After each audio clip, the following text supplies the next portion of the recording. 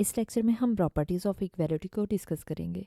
तो देखते हैं इसके लिए प्रॉपर्टीज़ ऑफ इक्वालिटी क्या होती है।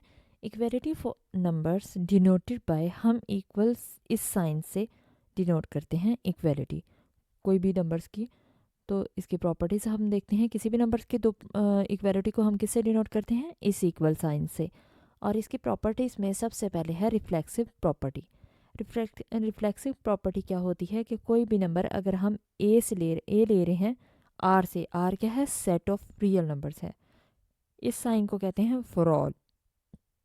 तो ए हम ले रहे हैं सेट ऑफ रियल नंबर से, और बाय रिफ्लेक्सिव प्रॉपर्टी ए इक्वल होगा ए के, यानी ए कोई भी नंबर अपने आप के इक्वल होता है। 5 इक्वल होता है 5 के, 7 इक्वल होता है 7 के, मतलब वो नंबर खुद तो वो होता ही है। और ये इसको हम क्या कहते हैं, रिफ्लेक्सिव प्रॉपर्टी।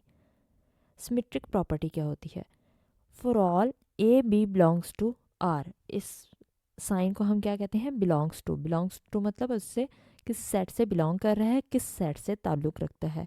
तो ये सेट ऑफ रियल नंबर से, ये आर कैपिटल आर क्या है, सेट ऑफ रियल नंबर्स, यानी ए बी बिलोंग कर रहे हैं सेट ऑफ रियल नंबर से। सेट ऑफ रियल नंबर्स के दो एलिमेंट्स हमने लिए हैं, ए और बी। और सिमेट्रिक प्रॉपर्टी क्या है, सिमेट्रिक प्रॉपर्टी कहती है कि ए और बी अगर इक्वल हैं, ए इक्वल है बी के अगर, तो फिर बी इक्वल होगा ए के। यानी दो नंबर्स अगर ए इक्वल है बी के, तो बी फिर इक्वल होगा ए के। इसको हम इस तरह से भी डिनोट कर सकते हैं कि अगर दो स्टूडेंट्स की हम हाइट ले लेते हैं, और अगर एक पहले स्टूडेंट्स की हाइट दूसरे के इक्वल है, तो फिर दूसरे स्टूडेंट की हाइट पहले के इक्वल होगी। तो इसलिए यानी अगर दो इक्वल होंगे, दो नंबर्स इक्वल होंगे, तो पहले वाले को दूसरे के इक्वल रख लें या दूसरे वाले को पहले के इक्वल रख लें, एक ही बात है, दोनों इक्वल होंगे। और ये सिमेट्रिक प्रॉपर्टी कहलाती है। नेक्स्ट है ट्रांजिटिव प्रॉपर्टी। ट्रांजिटिव प्रॉपर्टी क्या होती है कि तीन नंबर्स अगर हम ले रहे हैं, कोई भी तीन element, for all A B C belong करता है सेट ऑफ रियल नंबर से, आर से। अब इफ़ ए इक्वल होगा, यहाँ पे क्या है कि अगर ए इक्वल है बी के एंड बी, ये क्या है, और इसका मतलब क्या होता है, और and B is equal to C. अगर ए इक्वल हो बी के और बी इक्वल हो सी के, तो फिर रिजल्ट क्या मिलता है, ए इक्वल होता है सी के। दो नंबर्स इक्वल होंगे अगर ए इक्वल है बी के और बी इक्वल है सी के, यानी तीन वैल्यूज़ यहाँ पे यूज़ हो रही हैं। फर्स्ट वाली वैल्यू इक्वल है सेकंड वाली के, और सेकंड वाली वैल्यू इक्वल है थर्ड वाली के। इसका मतलब ये फर्स्ट और थर्ड भी फिर इक्वल होंगी। और ये कौन सी प्रॉपर्टी है, इसको हम ट्रांजिटिव प्रॉपर्टी कहती हैं। कि अगर दो नंबर, एक नंबर इक्वल है दूसरे के और दूसरा नंबर थर्ड वाले नंबर के इक्वल है, तो इसका मतलब फर्स्ट वाला भी फिर थर्ड वाले के इक्वल होगा। और ये किसका, कौन सा रिजल्ट हमें, ये किससे रिजल्ट मिलता है, ट्रांजिटिव प्रॉपर्टी से। नेक्स्ट क्या है, एडिटिव प्रॉपर्टी।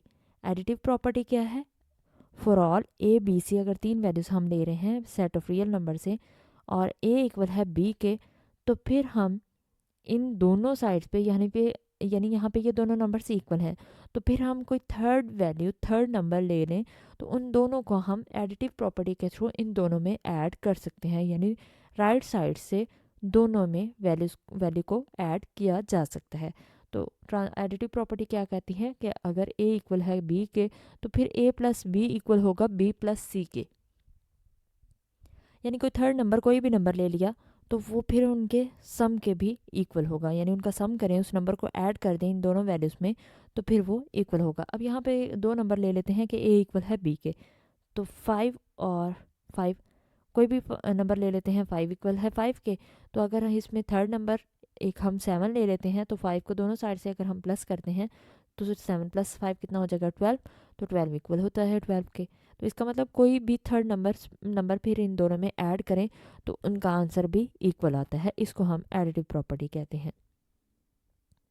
नेक्स्ट है मल्टीप्लिकेटिव प्रॉपर्टी। कौन सी होती है, for all A B C belongs to R, A equal है बी। यहाँ पे कहा गया कि अगर दो वैल्यूज इक्वल हैं, तो फिर उनको राइट साइड से किसी नंबर, थर्ड नंबर को मल्टीप्लाई किया जाए, तो दोनों वैल्यूज इक्वल आएंगी। यानी मल्टीप्लाई भी कर दिया और फिर भी उनका आंसर भी इक्वल आएगा। वो हम राइट साइड से मल्टीप्लाई करें या फिर लेफ्ट साइड से मल्टीप्लाई करें, उन दोनों का आंसर इक्वल आएगा। कोई भी थर्ड नंबर हम लेके उसको दोनों साइड से मल्टीप्लाई कर दें, फिर भी आंसर दोनों का सेम आएगा, इक्वल आएगा, चाहे हम लेफ्ट साइड से करें उसको मल्टीप्लाई उन दोनों नंबर्स को या फिर राइट साइड से। Cancellation property with respect to addition. तो with respect to addition cancellation property क्या होती है? For all A B C belongs to R, belong कर रहे हैं ये तीन नंबर्स हमने लिए सेट ऑफ रियल नंबर से, तो ए प्लस सी इक्वल हो अगर बी प्लस सी के, देन ए इक्वल होगा बी के। अब ये कैसे आया? ये बाय कैंसिलेशन प्रॉपर्टी है कि ये दोनों राइट साइड पे प्लस हो रहा है सी, तो इसलिए हम इन दोनों को कैंसिल कर सकते हैं, प्लस सी है दोनों साइड पे, तो फिर ए इक्वल आएगा बी के। और ये किसके थ्रू हुआ? Cancellation property with respect to addition के थ्रू। और एक्चुअल में ये क्या हो रहा है? ये प्लस सी उस साइड पे जाके क्या हो जाएगा? माइनस सी, तो ये प्लस और माइनस कैंसिल हो जाएंगे, इक्वल टू बी आ जाएगा। तो वही चीज़ है। नेक्स्ट है cancellation property with respect to multiplication. ये तो हमने एडिशन के अकॉर्डिंग डिस्कस की थी। अब cancellation property with respect to multiplication भी देख लेते हैं कि तीन values A B C belong करती हैं आर से और ए सी इक्वल हो बी सी के, तो यहाँ पे फिर क्या होगा कि ये दोनों कैंसिल हो सकती हैं, और ये दोनों कैंसिल होंगी तो क्या होगा? ए इक्वल होगा बी के। यानी यहाँ पे अगर हम ले लें कि 2x इक्वल हो 2y के, तो ये 2 से 2 कैंसिल हो सकता है, यानी ये मल्टीप्लाई हो रहा है। यहाँ पे ये c राइट साइड पे लिखा हुआ है, मैंने इनको एग्जांपल में लेफ्ट साइड से में रिप्रेजेंट कर दिया है, इससे कोई फ़र्क नहीं पड़ता क्योंकि x इंटू 2 एक ही बात होती है, y इंटू 2 दोनों मल्टीप्लाई हो रहे हैं, तो ये कैंसिल हो सकते हैं, x is equal to y आ जाएगा। तो ये हमारे पास cancellation property with respect to multiplication है।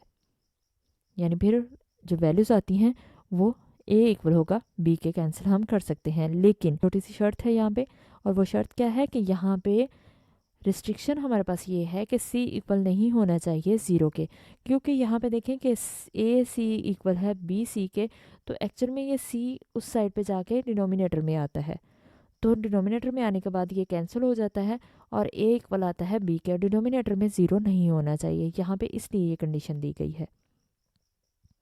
तो कंडीशन क्या है? c इक्वल टू 0 नहीं होना चाहिए, दोनों मल्टीप्लाई हो रहे हैं और ये इक्वल, फिर क्या हो जाएगा? ए सी अगर इक्वल है बी सी के तो ए इक्वल होगा बी के।